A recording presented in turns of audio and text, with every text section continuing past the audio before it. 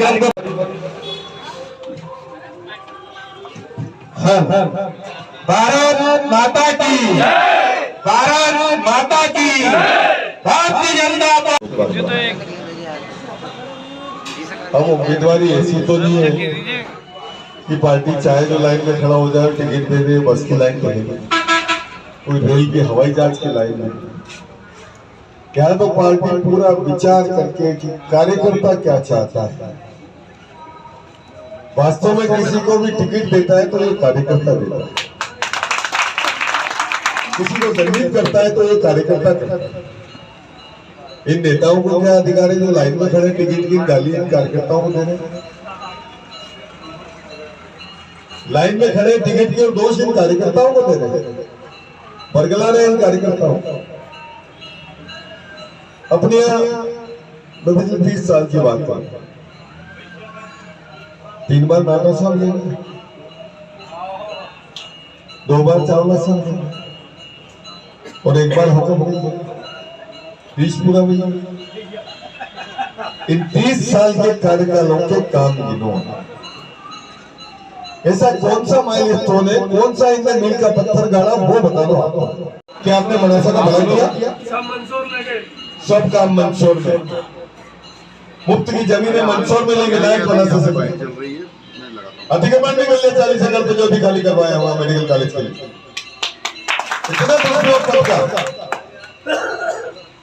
और हमारे माननीय चंदन जी बोलते हैं जेल मोकले जीतू भैया नहीं आया, हमारी तो पढ़ा गया देखिए।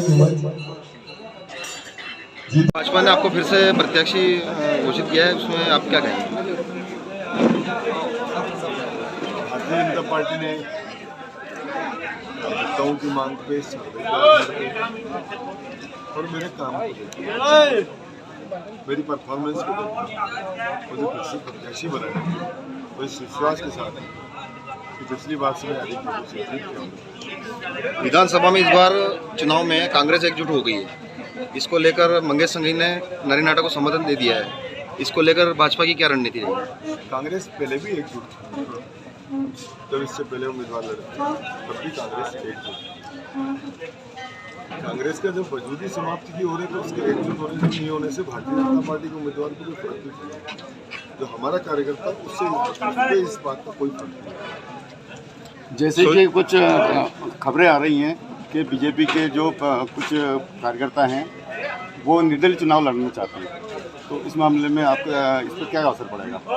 मैं नहीं मानता इस बात को।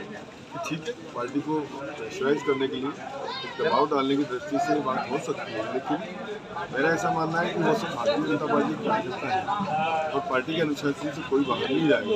इसलिए मुझे नहीं लगता है कि निर्दलीय लड़ेगा और मेरा विश्वास है कि वो सब फिर से भारतीय जनता पार्टी के काम करने से कंधा मिलाकर करेंगे, इसी विश्वास।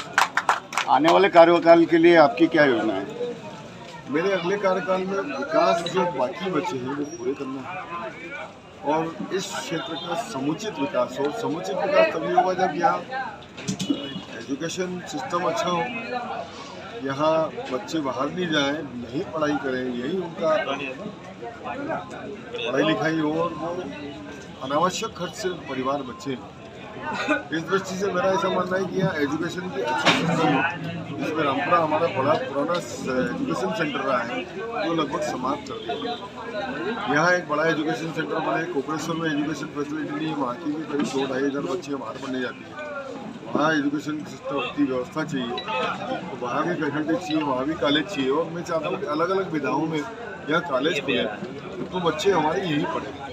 और इसके अलावा एक औद्योगिक वातावरण का निर्माण हो, क्योंकि अभी तक हमारे यहाँ इंडस्ट्री में कोई काम नहीं हुआ, क्योंकि 2 उद्योग मंत्री हमारे क्षेत्र के रह चुके हैं, लेकिन औद्योगिकरण पे कभी उम्मीद नहीं। अच्छा, एक और सवाल है कि जो सोशल मीडिया पे आपके जो ऑडियो वायरल हो रहे हैं और किसी कार्यकर्ता को धमकी भरे ऑडियो वायरल हो रहे हैं, उसको लेकर आप क्या कहेंगे? आसान काम है, आर्टिफिशियल इंटेलिजेंस ऐसा सॉफ्टवेयर है कि उससे आप किसी की भी आवाज़ जब कर लो, किसी की आवाज़ में आप कुछ भी जारी कर लो, उसका कोई मतलब नहीं।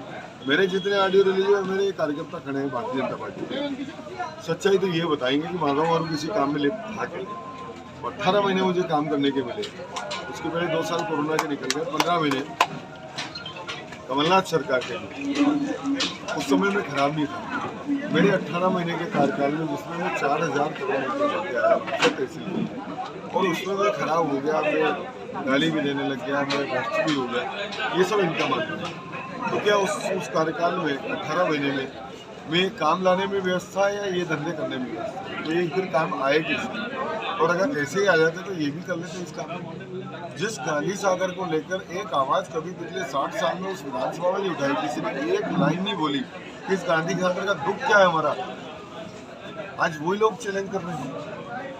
वही लोग कह रहे हैं कि विकास नहीं हुआ, तो विकास फिर कैसे होता है? या तो उनको आंखों का इलाज कराना चाहिए दिमाग, 2 में से 1 इलाज अगर विकास में दिख रहा है क्षेत्र में, आज गाँव में विकास हो रहा है। भाजपा कार्यकर्ता को लेकर कुकड़ेश्वर में एक सम्मेलन रखा है, उसमें कैसे क्या रहेगा? उसमें वो सम्मेलन भाजपा कार्यकर्ताओं का नहीं, वो भाजपा के उन असंतुष्ट नेताओं का है जिनको टिकट चाहिए, और उनने अपने साथ कांग्रेसियों को शामिल कर लिया। आज कांग्रेसियों की बहुत सारी पहुंचे हैं कि उस कार्यक्रम में पहुंचे, उस सम्मेलन में पहुंचे, तो कांग्रेसियों का कार्यक्रम है या भाजपा का, ये पता ही नहीं चल रहा है।